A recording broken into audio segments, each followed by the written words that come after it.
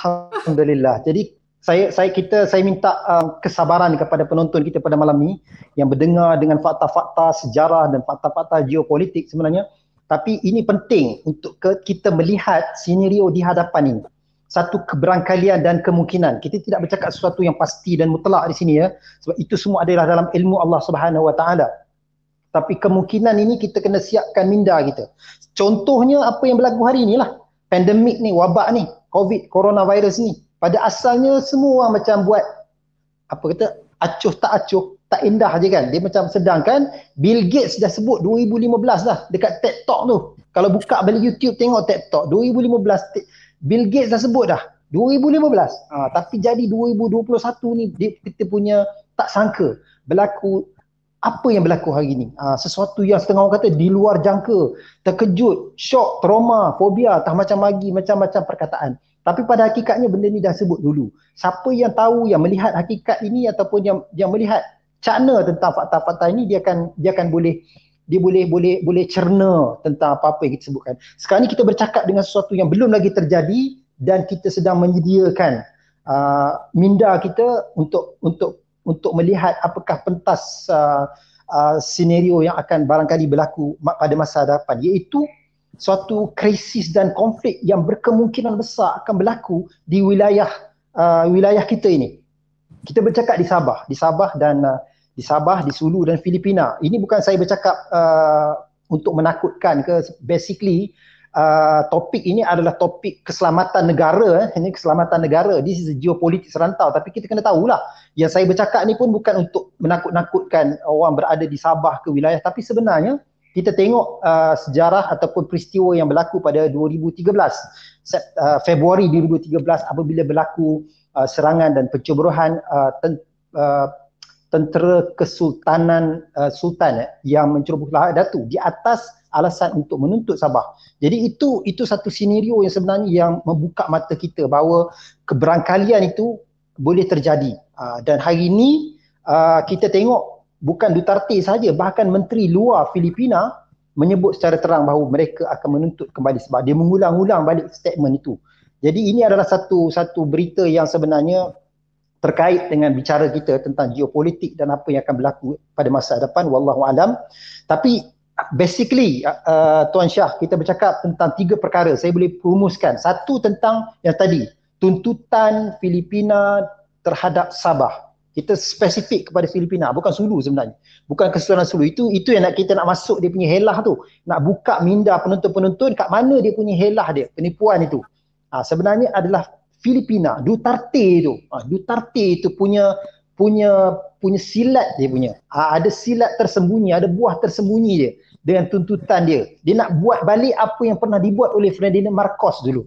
Ini kita kena baca kat situ. Itu yang pertama. Yang kedua tentang siapakah raja pewaris yang sah sebenarnya, yang akan ditunggang oleh Duterte ni untuk menuntut Sabah. Sebab Duterte tak boleh menuntut Sabah atas nama Filipina dan sebagainya, tak ada. Local standby dia, asas dia kena duduk pada Kesultanan Kedaulatan Sulu itu. Jadi dia nak terkait dengan Sulu juga.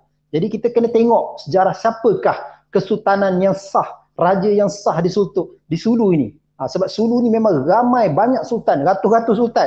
Tapi kita tahu dalam protokolnya, dalam kitab tartib dia, ada 3 sahaja keturunan warisan yang sah, iaitu yang sebut tadi, daripada Kiram, Aranan dan juga Syarikullah. 3 ini sebenarnya sah, tapi dia ada konsep penggiliran. Jadi sekarang ni putera-puteranya sedang merebut. Ni macam hadis dekat akhir zaman juga, tapi bukan sini lah. Ni bukan yang sebut hadis tu memang di Arab Saudi, bahawa apabila 3 putera kesultanan ni, khalifah ni nak merebut khazanah di ini. Jadi kat sini pun ada 3 sultan dan sudah merebut khazanah yang berada di alam Melayu Nusantara itu. Itu yang kedua. Yang ketiga, kita bincang tentang kekayaan yang ada itu, emas, minyak yang banyak dan juga sumber, kena tahu sumber laut yang sangat kaya itu di wilayah itu. Pada ketika kami pergi dekat Sulu tu, makan makanan laut dia kat Sabah je lah. Kami sampai di Sulu dengan ketamnya, dengan dia punya udangnya. Masya Allah, dia ini orang Jepun je beli dia punya makanan sumber laut dia. Dan kita kena tahu bahawa laluan antara Sabah, Sulu dan ini merupakan laluan perdagangan paling sibuk di dunia. Jadi kat sini sekarang ni kita nak fokus sebenarnya, kita nak tengok dia punya nak letakkan gambaran yang sebenar. Apabila kita tengok Hela, saya sebut kenapa Tuan Syah kita bawa topik ni, sebab bila saya balik buka tengok buku-buku dan juga nak mengaitkan tentang naratif kehadapan ni, saya melihat tentang perang yang bukan perang lah, maknanya apa disebut persediaan perang ataupun krisis yang semakin getir di Laut Cina Selatan itu. Semua dia panggil apa, Democratic Allies ni, Jerman, Australia, Jepun sedang berhimpun, tentera-tentera armada dia buat latihan di sana untuk lawan. Jadi kita tengok, kita bimbang, kalau terjadilah tercetusnya peperangan di Laut Cina Selatan itu, maka akan digunakan kesempatan itu oleh yang saya sebut, yang nama-nama disebut tadilah, untuk mengambil kesempatan, orang kata apa, menangguk di air keruh untuk menuntut Sabah itu. Ini sekarang ni kita tengok sekarang ni tak mudah sebenarnya Tuan Syah kan, sebab kita kena balik kepada pewaris sebenar. Kita nak cerita tentang di Sulu ni, dia kena balik kepada Raja Sultan yang sebenar dia. Ini cuba cerita balik tentang Sultan-Sultan dia, yang macam mana nak melantik Sultan dia. Sebab kat situ sebenarnya dia punya key point dia, saya ingat kat situ, sebab Ferdinand Marcos diguna dulu pun dia menggunakan Hela dengan membawa warisan Kesultanan Kiram ini, dan bahkan dia baptiskan dia Kristiankan dia untuk membolehkan dia menandatangani treaty itu atau membolehkan pemindahan khazanah kekayaan itu berlaku. Bukankah demikian Tuan Syah? Ya. Jadi maksudnya kalau kita tengok sejarah Sulu ni, dia agak apa kata, kalau kita fikir alih-alih sejarah kita yang ada sekarang pun tidak dapat satu titik akhir macam mana satu penyelesaian ke atas wilayah Sulu ni. Kita tahu secara historicalnya wilayah Sulu satu wilayah yang hebat satu masa dulu, dikatakan tidak terkalah, malah dikatakan Ferdinand Magellan kan tewas dengan pahlawan daripada selatan Mindanao, Sulu itu sendiri. Seorang pelayar yang hebat, Ferdinand Magellan tu, yang merekodkan pelbagai musafir dia, pelayaran dia seluruh dunia, akhirnya dia kalah dalam satu peperangan di Sulu. Jadi maksudnya Sulu ni bukan orang sebarangan lah dalam bab kata peperangan darat dan sebagainya tu. Tapi kalau kita tengok pada hari ini apa yang terjadi pada Sulu, sebab dia bertitik pada sultan yang terakhir itu. Apabila dikatakan sultan yang terakhir itu tidak ada waris. Sultan Jamalul Kiram II kan dikatakan tidak ada waris. Tetapi kalau macam Tuan Khalid kata tadi, struktur kata kekeluargaan diraja yang ada pada Sulu ini sendiri, dia terdiri daripada 3 family clan kan, family clan. Dia ada keluarga Diraja Kiram, dia ada keluarga Maharaja Adinda, dan dia ada keluarga Syakirillah dan Syakirillah. Tapi yang banyak mendominasi ini adalah daripada keluarga Kiram dan juga daripada Maharaja Adinda yang ada silih berganti. Dan dia ada rumah bicara yang untuk memutuskan siapa menjadi raja dan sebagainya lah. Ada sistem dia yang dipakai sendiri. Sebab tu wilayah-wilayah zaman dahulu seperti Sulu ini wilayah yang kaya. Sebab mereka ni ada sistem, sistem kenegaraan tersendiri. Mereka mengumpulkan kekayaan itu dengan perdagangan. Malah direkodkan pada tahun 1417, Sultan Sulu tu telah sampai berjumpa ke Maharaja Cina dan meninggal ataupun dimakamkan. Dipanggil Sultan Batara kan. Sultan Batara kata sahabat saya meninggal di Cina dan meninggalkan permaisuri dan 2 anaknya di sana, dan puteranya yang sulung kembali ke Sulu. Sehingga kan ada orang Cina yang berketurunan Ang, ANG depan Ang di sana kan adalah daripada keturunan Kesultanan Sulu. Mereka Islam di Cina sana, mereka tinggal di sana setelah Raja Batara itu meninggal di Cina. Dan bukan dia meninggalkan itu dengan begitu saja, sebab di situ ada dengan hartanya, dengan emasnya, dengan perdagangannya, dengan aset negaranya dan sebagainya kan. Jadi kita tahu Sulu itu sendiri sebuah negara yang besar. Kalau kita fikir Sulu berhubung dengan Maharaja Cina sama macam Melaka berhubung dengan Maharaja Cina. Sultan-sultan Melaka yang berurusan berdagang, menghantar ufti dan sebagainya ke negara Cina. Bermaksud 2 kerajaan-kerajaan yang besar satu masa dulu. Sultan Sulu, Kesultanan Sulu itu salah satu daripada kesultanan yang besar di wilayah selatan Filipin. Tapi apabila berlaku, yang ini dikatakan berlaku invention, walaupun Sulu mendakwa bahawa orang kata pahlawan-pahlawan Sulu kata mereka tidak pernah terkalah dalam peperangan-peperangan. Peperangan-peperangan tidak pernah terkalah dalam peperangan. Walau bagaimanapun kuasa-kuasa raja itu semakin lama semakin lemah. Semakin lemah. Kuasa-kuasa sultan itu semakin lemah. Sultan-sultan ini sehinggakan ada direkodkan bahawa ada sultan yang telah dibaptis di kalangan Kesultanan Sulu itu, ada raja yang telah murtad dan sebagainya. Gereja yang dibina di Sulu dan sebagainya. Ada padri yang juga diiktiraf dan sebagainya atas kedamaian, atas nama kedamaian, atas nama kata kasih sayang dan sebagainya, sehingga terbitnya perjanjian-perjanjian, pelbagai perjanjian yang timbul pada 1800 hingga ke 1900 yang hujung itu, banyak perjanjian-perjanjian yang timbul ataupun diterbitkan. Antaranya tentang kekuasaan, wilayah, tentang apa kata kuasa eksekutif raja dan sultan yang boleh pada masa itu Maka dilemahkan sistem raja ini dengan pena, dengan perundingan Raja hanya adat istiadat saja. Kuasa eksekutif raja-raja hanya pada adat istiadat, pada agama sahaja. Dan rentetan daripada kelemahan peperangan yang panjang peperangan peperangan tahun 1500 membawa sampai tahun 1800 satu peperangan panjang, 400 tahun 500 satu peperangan panjang, ramai korban dan sebagainya, walaupun tidak secara mutlak ditakluk Sulu itu oleh penjajah, tetapi banyak perjanjian perdamaian atas nama perdamaian itu dibuat. Kerana apa? Yang dengan inilah caranya. Kalau kita tengok modus operandi para penjajah ini, walaupun di tanah Melayu ataupun di tanah Jawa, sama saja modus operandinya. So perjanjian damai ini yang masih memberi kuasa kepada raja-raja itu sebagai kuasa, sebagai ketua agama, adat dan sebagainya, diambil kesempatan oleh penjajah ini untuk menjajah secara halus, secara tipuan dalam orang cakap cara tipuan sehingga membawa sampai ke treaty seperti Treaty of Bay, Treaty of Paris sehingga terjadi satu titik hitam bila dikatakan tiada waris lagi. Sebenarnya tak ada waris, dia boleh dibergilir je sebenarnya. Dia masih ada waris, masih ada keluarga di Raja Maharaja Dinda dan sebagainya. Tetapi dia katakan yang paling besar kesannya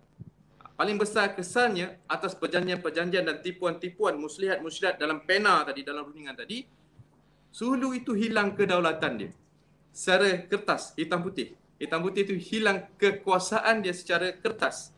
Bukan dari segi perjuangan ni, bukan, segi kertas itu ditipu hidup-hidup saja Mana ada satu perjanjian yang ditandatangani raja, tak ada. Mana ada satu perjanjian yang ditandatangani untuk pengagihan kuasa dan sebagainya, raja tidak ada dalam perjanjian itu. Itu yang berlaku di selatan Filipin pada masa itu. Disebabkan tiada kekuasaan, ini keyword dia, tiada kedaulatan, maka bila tiada kedaulatan, betapa mudahnya harta-harta atau khazanah ini berpindah tangan kepada pihak ketiga.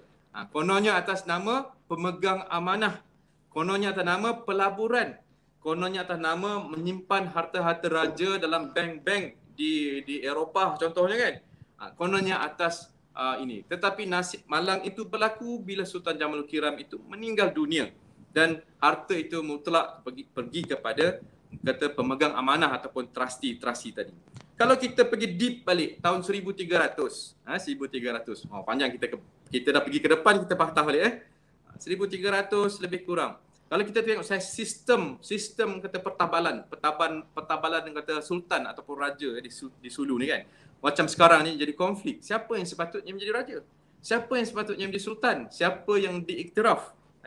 Sebenarnya benda tu sepatutnya boleh diselesaikan dengan mudah saja apabila kalangan raja-raja ataupun kalangan pewaris-pewaris keluarga diraja ini boleh duduk semeja, selesailah macam mana kita punya raja berperlembagaan dalam Malaysia ni, selesailah masalah tu. Maksudnya ada yang didaulatkan, ada yang ditabalkan macam apa yang berlaku di Malaysia ni, yang di Pertuan Agong itu ada gilirannya selama 5 tahun dan sebagainya dan sultan-sultan negeri sepatutnya boleh begitu. Tetapi bila tidak ada kesatuan, tidak ada persetujuan, tidak ada perundingan, masing-masing apatah lagi, ini yang dia kata tipuan emas ni. Tipuan emas ni bukan setakat ni, tipuan emas kepada kekeluargaan diraja pun berlaku kat situ. Masing-masing memikirkan harta, memikirkan kekayaan, yang didakwa ada harta kekayaan yang besar Sulu. Masing-masing ingin menjadi sultan, masing-masing ingin mendapatkan kuasa politik yang besar. Sebab itu bila kita tengok, bila berlaku peperangan ataupun di Sabah kan, attack by satu kumpulan diraja yang mendakwa daripada keluarga Kiram kan. Kalau kita tengok di sini, waris-waris yang kata Sultan Kiram yang dahulu itu, kalau kita tengok mereka ini ada seolah-olah mereka menjadi proksi pula kepada kerajaan Filipin, betul? Untuk mengarah kepada ke arah untuk orang kata mengganggu kedaulatan Sabah itu sendiri, mereka diproksikan pula. Ini yang kita tengok, satu perkara yang luar biasa. Sejak daripada tahun 1930-an itu lagi, Filipin ini ataupun atas dulu, bukan Filipin, Marcos itu sendiri sebagai lawyer itu memelihara sultan-sultan ni. Sehingga kan makcik kepada sultan itu dianggap sebagai ibunya sendiri. Itu yang Marcos. Sampai begitu baiknya kat situ kan. Marcos tu makcik kepada sultan itu dianggap sebagai ibunya sendiri. Itu Marcos punya. Yang kata betapa hebatnya hubungan individu di situ dijaga, sehinggalah pada saat ini masih lagi dijaga klan-klan tertentu. Klan tertentu. Yang tu katakan klan tertentu ini yang dituntut oleh kekeluargaan diraja yang lain, mengatakan sepatutnya Kiram punya keluarga sudah tidak layak untuk menjadi Sultan Sulu disebabkan terputus nasabnya Sultan Jamaluddin Kiram II. Yang ini didakwa oleh keluarga Maharaja Adinda untuk menjadi kata sultan ataupun kata siapa menjawab soalan kepada Tuan Khalid tadi, siapakah sepatutnya menjadi sultan, pun susah juga kita nak fikirkan. Yang ini didakwakan oleh keluarga Maharaja Adinda, sepatut giliran itu pada mereka kan, sepatutnya giliran itu pada mereka, bukan sebab dikatakan Sultan Jamaluddin Kiram itu telah terputus setelah meninggalnya Sultan Jamaluddin Kiram II pada tahun 1936. Tompok kekuasaan itu sepatutnya berada pada keluarga Maharaja Adinda. Kat situ. Di sini berlaku konflik di situ, tetapi siapakah yang ingin mendaulatkan mereka? Siapakah yang mau mendaulatkan Sulu? Ini soalan dia. Siapa yang nak mendaulatkan Sulu ini? Sebab itulah kadang-kadang saya masih ingat pada tahun 2012 kita punya usaha-usaha kita membuat kajian lapangan geopolitik di Sulu.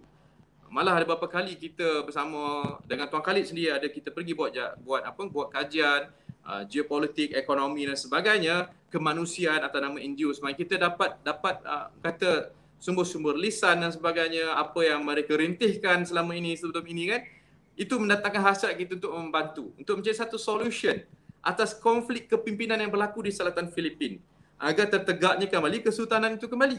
Itu yang kita cuba usahakan. Antara usaha yang kita bawakan dulu semasa saya mengetuai NGO Ikatan Kekeluargaan Rumpun Nusantara, kita telah berjaya mendaftarkan Sulu ini sebagai Unrepresented Nation People Organisation, salah satu badan di bawah United Nation yang mewakili kawasan-kawasan ataupun wilayah-wilayah yang tidak diwakili. Jadi antara wilayah yang tidak diwakili, saya beritahu sikit tentang geopolitik kat sebelah sana, sebelah laut Cina Selatan situ, antaranya adalah Taiwan. Kita pun bertemu juga dengan delegasi Taiwan masa saya di PBB itu, ataupun masa kita di persidangan NGO dunia di Geneva itu. Maka ada juga wakil-wakil Taiwan dan sebagainya yang menuntut kemerdekaan hak mereka daripada China. Kalau kita tengok patternnya sama kan, mereka cuba mengeluarkan diri mereka daripada China, ini Taiwan. Dan kalau kita tengok beberapa sumber yang kita dapat baru-baru ini kan, Taiwan untuk membeli peralatan tentera kan, peralatan tentera daripada US yang menimbulkan China force balik kepada Taiwan, ataupun US mengatakan bahawa jika mereka buat sedemikian, China akan mengambil tindakan. Ini umpan-umpan peperangan ini dah lama kan. Orang kata bunga-bunga bibit-bibit tu dah lama dah dikeluarkan. Saling-saling mengeluarkan orang kata hint-hint dalam bab kekuasaan wilayah itu. So kisah Taiwan ini lebih kurang sama dengan Sulu, tapi Sulu ini adalah Kesultanan Islam Nusantara. Taiwan tu lain lah kan. Wilayah tu Taiwan, Hong Kong tu lain. Tapi kisahnya sama. Mereka tiada kedaulatan. Mereka duduk dalam wilayah autonomi kerajaan yang mendominasi mereka. Itu contohnya China. China mendominasi Taiwan, mendominasi Hong Kong dan sebagainya. Sebab itu kita tengok ada protes dekat Hong Kong. Taiwan pun ada protes dan sebagainya nak keluar daripada China. Begitu juga hal dengan Sulu ini. Tapi lebih malang dengan Sulu ini sebab bila Ferdinand Marcos menjadi Perdana Menteri pada tahun atau Presiden pada tahun 1965, telah dikenakan martial law pada tahun 1972 sampai berapa belas tahun martial law tu. Martial law ini dibuat satunya untuk cover up tentang Marcos punya agenda tadi dengan Sultan Kiram, dengan trustee tadi tentang harta emas dan sebagainya. Berlaku cover up dekat situ oleh Marcos sendiri. Yang keduanya, bila berlaku martial law, apa yang berlaku? Berlaku perintah darurat dan sebagainya. Tiada pendidikan yang baik untuk rakyat Sulu. ekonomi terus collapse, terus menjunam dan sebagainya. Terputus hubungan antara Sulu dengan dunia luar. Kalau kita pergi tu lah, masa kita pergi dulu kan di Zambonga tu, kita nak pergi ke Sulu tu, yang latest tahun 2000 berapa, lapangan terbang pun dah ditutup. Tak ada airline yang pergi ke Sulu. Jadi kalau kita nak pergi ke Sulu, kita nak pergi ke mana? Kita kena lalu. Malah kalau kita nak pergi Mekah, kita sampai dulu Mekah. Ke Sulu nak sampai hampir 1 hari. Boleh tanya dengan Tuan Khalid lah. Betul kan? Boleh tanya dengan Tuan Khalid. Kita nak pergi ke Sulu itu, kita kena daripada Kuala Lumpur pergi ke Manila ke Zambonga masuk ke Sulu, ambil masa sampai 1 hari. Sebab terpaksa menaiki ferry. Ferry naik isyak boleh sampai subuh. Sampai gitu kan. Lama gitu. Diputuskan komunikasi itu. Betapa kita tengok sejak zaman dahulu, bukan pada zaman latest sekarang ni saja. Zaman Marcos telah dibuat martial law itu, yang menyebabkan banyak yang dikatakan Abu Sayyaf muncul. Mujahidin muncul kat situ kan. Untuk berperang dengan kerajaan Filipin. Yang dia kata tentera Kristian dan sebagainya kan. Dah jadi satu orang kata jihad pula kat sana. Walaupun kita dengar macam-macam versi, macam saya pergi dengan Tuan Khalid, Abu Sayyaf ni ada 3-4 Abu Sayyaf. Ada Abu Sayyaf yang menjual dadah pun ada kan. Ada Abu Sayyaf yang betul-betul mujahidin, ada Abu Sayyaf yang menculik dan sebagainya. Sebab apa tu tuan-tuan? Sebab kesempitan hidup. Sebab wilayah mereka itu telah ditutupi daripada dunia luar. Wilayah itu tidak menerima limpahan ekonomi, tidak menerima limpahan. Sehingga kan NGO boleh kira dengan jari berapa NGO dunia saja yang boleh masuk ke dalam Sulu tu. Malah IHH atau kita panggil IAH dekat Turki pun boleh pergi sampai kat Zambonga saja. Nak masuk pun boleh kira macam mana mereka nak masuk. Itu susahnya bantuan-bantuan kemanusiaan untuk sampai kat sana membantu orang Sulu. Kalau kita pergi di sana secara live, kita tengok bahawa sekolah-sekolah itu banyak lubang peluru daripada anak murid dia. Banyak lubang peluru dan juga banyak fasiliti-fasiliti yang teruk, air, elektrik dan sebagainya. Kenapa? Inilah cara-cara secara psikologi, secara fizikal punya physical punya approach yang dilakukan untuk menutupi, cover up perkara-perkara yang sedang berlaku di sini. Dan terdapat, kita lihat, kita bincang tadi, ada agenda-agenda tertentu pemerintah itu. Kenapa sangat berminatnya pada Duterte ataupun Filipin itu sendiri pada Sabah. Kan? Sebab wilayah timur Sabah itu sendiri dikatakan satu masa dulu adalah wilayah Kesultanan Sulu. Kan? Kesultanan Sulu. Kalau melibatkan Sabah, dia akan melibatkan dengan Brunei. Sebab ia ada perjanjian-perjanjian yang sebelum ini, kan, wilayah-wilayah yang diberikan seperti Sabah, Timur dan sebagainya itu adalah wilayah-wilayah yang berdaulah satu masa dulu kan. Tetapi telah terikat dengan treaty-treaty yang dilakukan di Nusantara ini, dan mungkin force yang sedang dibuat oleh pihak orang kata kabinet ataupun Filipin itu sendiri, force yang sudah buat di Sabah ini, ada satu peluang yang besar yang mereka nak lakukan. Sekiranya mereka berjaya untuk mendapatkan Sabah ini, mereka berjaya untuk mendapatkan keseluruhan Sultan Sulu. Bagi kita wilayah Sulu ini, wilayah mana yang paling hujung? Kalau kita tengok wilayah paling hujung itu Tawi-Tawi. Tawi-Tawi itu hanya berapa jauh saja daripada Sabah kan. Dan utara ataupun timur utara Sabah itu sendiri adalah suatu masa dulu ketika perjanjian ini dilakukan untuk memisahkan Sabah itu sendiri. Sabah bukan keseluruhan Sabah ya, ada wilayah-wilayah tertentu di Sabah sebelah timur itu yang dikatakan adalah hak milik Kesultanan Sulu. Dan ini yang sedang dilakukan, cuba dilakukan secara agresif. Kita nampak bukan agresif lah. Kan, benda-benda macam ni biasa dia orang kata macam Filipin kalau kita tengok sekali-sekala dia akan lontarkan dalam media dan sebagainya tuntutan-tuntutan ini. Itu memberi hint kepada kita, memberi hint kepada Wisma Putra, memberi hint kepada kerajaan Malaysia kita ini bahawa tuntutan ini masih lagi asas yang mereka nak tuntut Sabah itu kuncinya pada Kesultanan Sulu itu sendiri. Kalau mereka memiliki perjanjian Sulu itu sendiri, bermaksud mereka juga menuntut Sabah pada hemat mereka begitu. So ini sedikitlah yang kita lihat bahawa Raja Sulu ni hanya akan kembali, Sultan Sulu kembali. Pertama, dia mesti berdaulat. Kerajaan itu mesti berdaulat. Yang kedua, mesti ada muafakat atas rumah bicara itu sultan dan seterusnya. Dan ketiga, kita telah buat sedaya upaya kita, bukan setakat Sulu saja, Patani, Aceh dan sebagainya kita bantu secara legal consultation di peringkat lebih tinggi, contohnya NGO, United Nations dan sebagainya. Macam tadi kita dah daftarkan Sulu itu sendiri sebagai ahli kepada Unrepresented Nation People Organisation, wilayah tak diwakili, maka Sulu itu sendiri harus menggerakkan secara dalaman. Kita tak boleh menggerakkan, kita hanya bagi ruang dan peluang nasihat secara perundangan. tapi mereka harus menggerak muafakat antara keluarga diraja melahirkan kata satu wakil ataupun satu sultan ataupun satu kata raja yang benar-benar dilantik melalui rumah bicara mereka untuk kembali baru dikatakan untuk kembali untuk menuntut hak mereka di antarabangsa di Filipin dan sebagainya. Kalau tidak, selama-lamanya kita akan melihat Filipin akan mengambil kesempatan di atas perjanjian-perjanjian berat sebelah yang telah termeteri 100 tahun yang lepas untuk menuntut wilayah-wilayah Sulu termasuk Sabah. Itu wallahualam. Itu sedikit lah